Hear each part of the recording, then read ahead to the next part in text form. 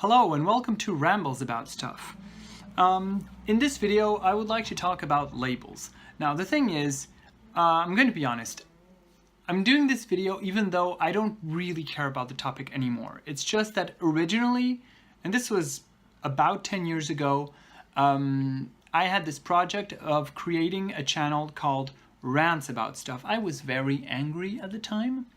And my first topic that I was really passionate about, and I had been passionate about it since adolescence, was labels. I was like, labels.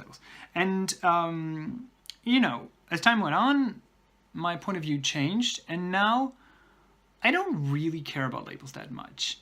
And I was thinking about it today, going like, why did I change? Like, did I grow?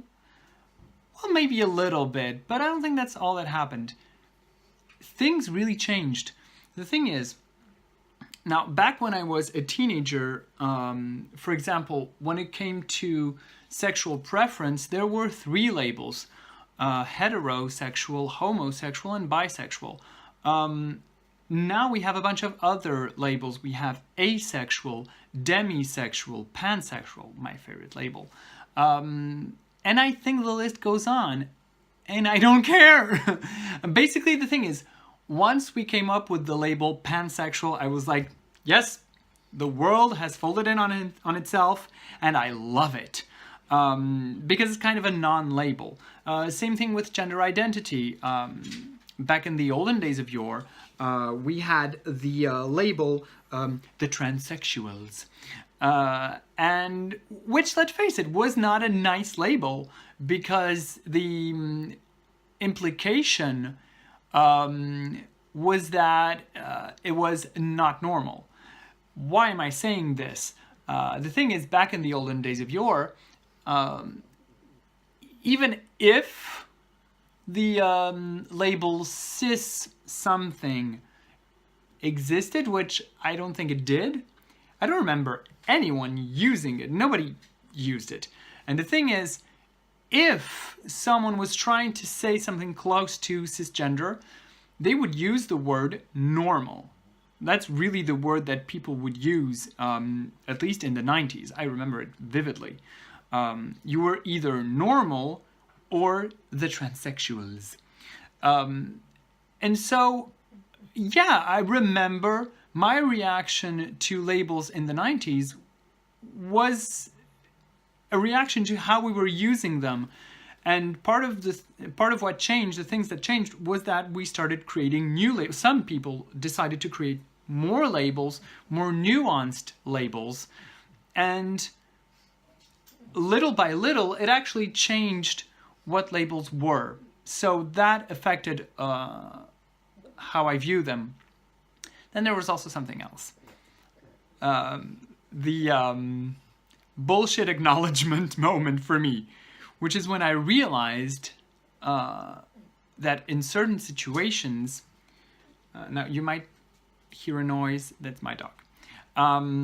So in certain situations, not only do I use labels for myself, but I can actually expect other people to use labels for themselves. Now the thing is, it's quite rare, and if I do that, it's just to, to try to get things moving faster. Yeah, that was the delivery was very slow on that sentence. Basically, I got to the conclusion that labels can be useful in certain situations. Basically, the thing is, if you really want to get to know someone, don't use it. Like, it's not going to work. But if you just like very quickly wanna have a very vague general idea, and you are aware that this idea might actually be wrong if you take it, all the way to the end of what it means, then it's fine. You can use labels. Just like, don't stop at that. Especially not if you're planning in any way on getting to know someone. So it's just really, it's a first step, but really you have to be ready to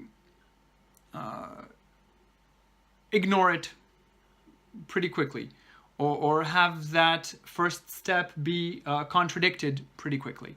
And it's fine, it's fine. So it's kind of, I think that's kind of where I stand today with labels.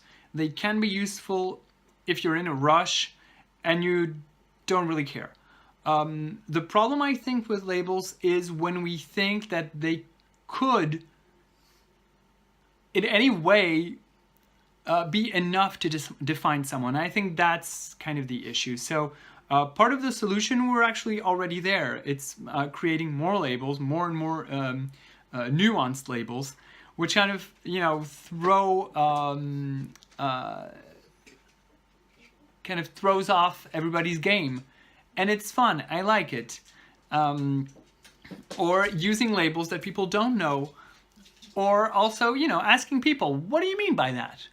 Or saying, okay, I identify as whatever, comma, which to me implies this and that.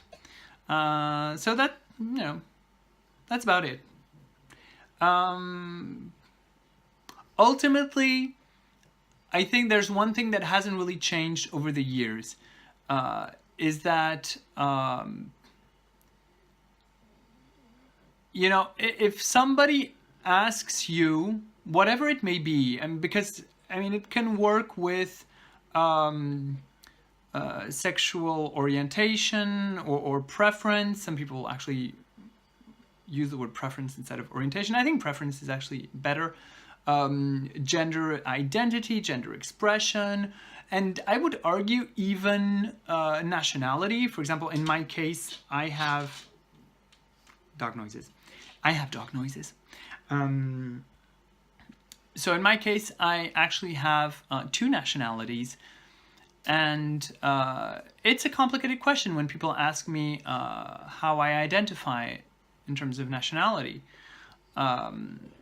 So I would argue that if someone asks you, how do you identify as, like, do you identify as this or that or whatnot? As long as you say it, in a cheeky way, I think it makes sense to reply, well, I identify as me. Do you want to get to know me? Like, I can tell you about me. It might not answer your question. Like, you might not be able to put me in box A with these people here, or in box B with those people over there. Maybe if you get to know me enough, you will be able to put me in a box where there's only me. And that's fine. That's fine. I think we can belong while at the same time being unique. And so, yeah. That's where I stand with labels. How do you feel about them? Answer in the comments.